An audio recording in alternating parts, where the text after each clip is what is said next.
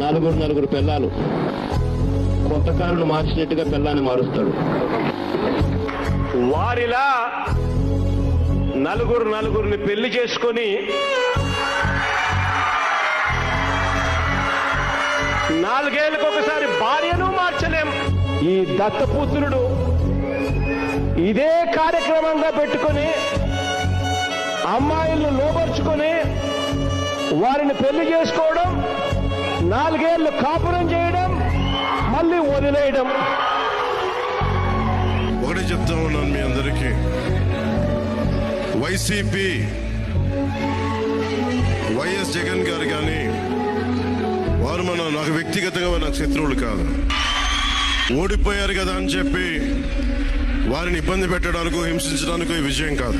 ఇప్పుడు చెప్పండి, మీ గుండెల పైన ఒట్టేసుకుని నిజాయితీగా ఎవరు నిజాయితీ గల నాయకుడు